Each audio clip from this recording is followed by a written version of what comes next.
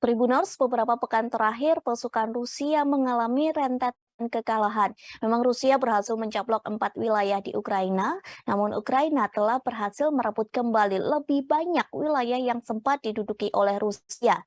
Pasukan Ukraina terus bergerak maju hingga mengancam wilayah-wilayah yang dicaplok pasukan Presiden Vladimir Putin. Keberhasilan Ukraina juga disebabkan aliran senjata dari Amerika Serikat dan NATO. Kekalahan demi kekalahan pasukan Rusia di Ukraina telah menimbulkan pertanyaan, apakah Putin dapat memenangi perang di Ukraina?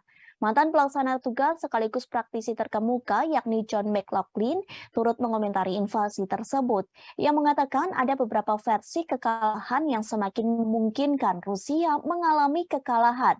Lantas timbul pertanyaan, jika Rusia benar-benar kalah, maka apa yang akan terjadi? Sebelumnya, Presiden Vladimir Putin berulang kali menyinggung terkait persenjataan nuklir yang dimiliki Rusia.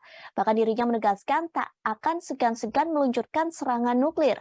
Putin juga menegaskan peluncuran nuklir bukan hanya sekedar gertakan saja. Sementara McLaughlin mengatakan doktrin Rusia memang mengizinkan penggunaan senjata nuklir taktis jika pasukan konvensionalnya kewalahan. Namun hal tersebut belum pernah terjadi di medan perang. McLaughlin mengatakan bahwa Barat tidak akan mengesampingkan potensi penggunaan senjata nuklir dari Rusia. Di sisi lain, beberapa ahli mengatakan Rusia sedang berada di ambang kekalahan. Kemungkinan Putin tidak akan mundur dari sikap agresifnya. Mantan Duta Besar Amerika Serikat untuk Rusia, Mike Volk, mengatakan Putin tidak akan dapat menerima kekalahan. Mengakhiri perang di Ukraina mengakhiri perang di Ukraina secepat mungkin merupakan langkah yang paling menguntungkan secara strategis bagi Putin. Mike Volk mengatakan keputusan menarik pasukan Rusia dari Ukraina kemungkinan akan diterima baik oleh rakyat Moskow.